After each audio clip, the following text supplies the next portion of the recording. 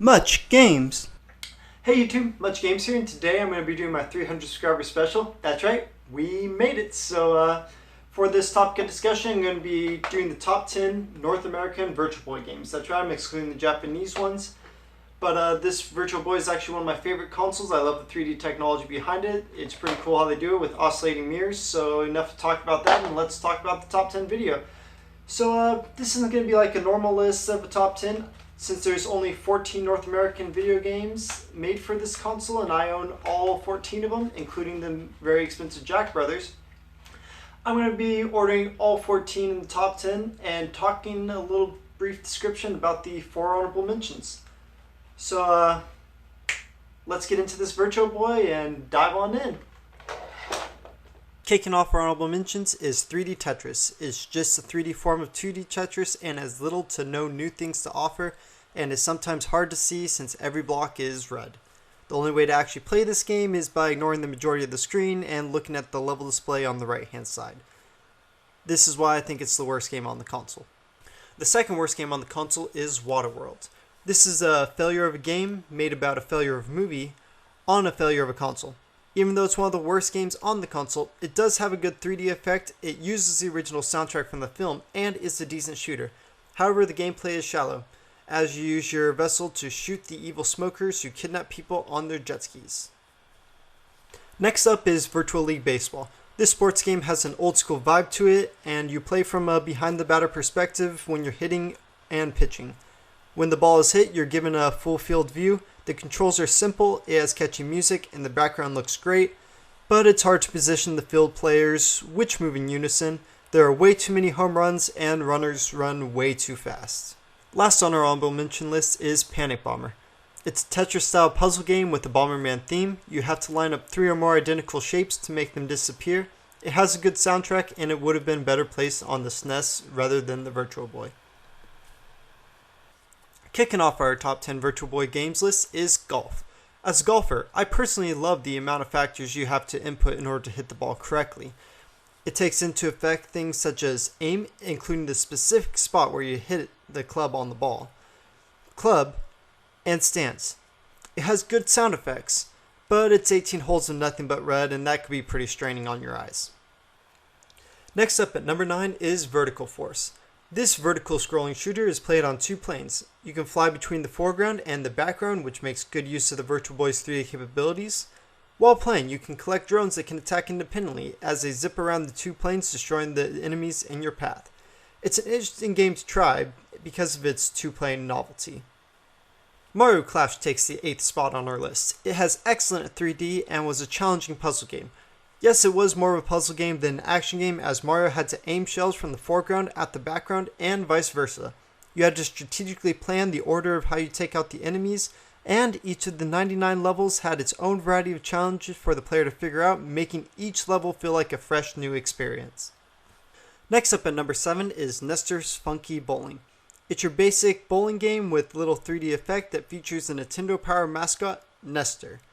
It has a good soundtrack and some amusing animations when you get things such as a strike or spare, and it features a challenge mode where you can knock down various pin combinations. It is a fun and highly recommended addition to anyone's Virtual Boy collection.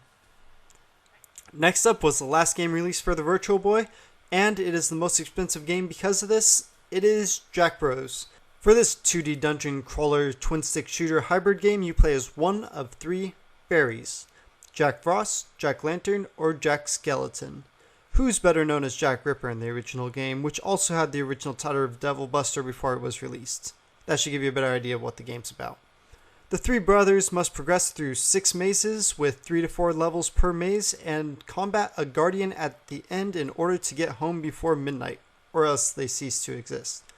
Although the only 3D effect was displaying the next level of the maze in the background, this game has one of the best soundtracks on the console.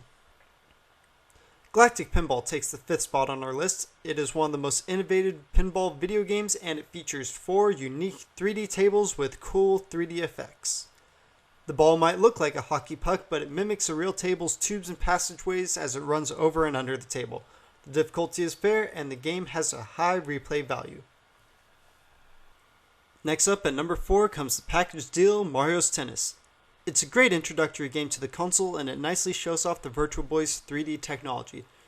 It was the last game Nintendo packaged with the console until Wii Sports was given with the Wii, and it has a close-up perspective and simple mechanics.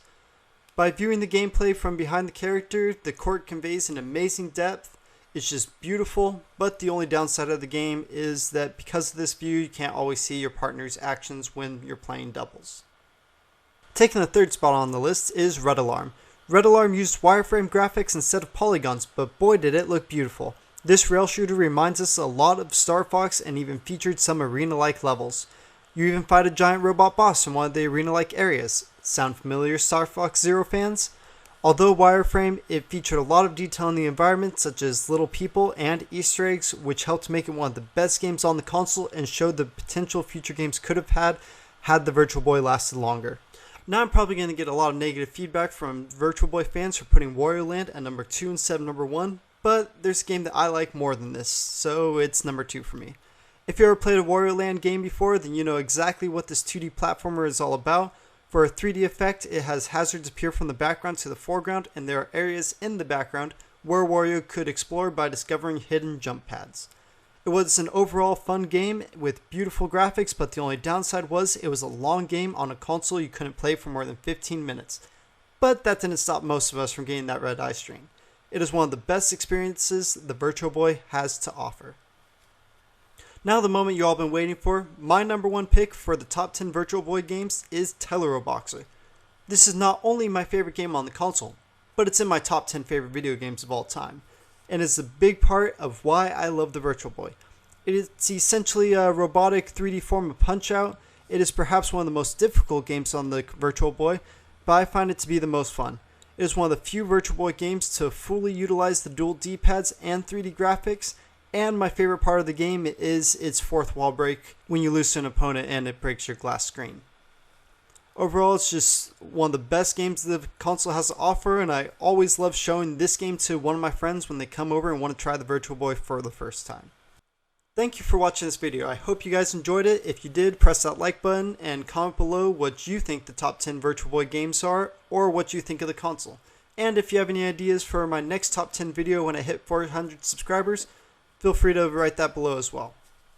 Also, if you're new to the channel, make sure to press that subscribe button for more long plays, top 10s, and grinds my games. Thank you and have a wonderful day.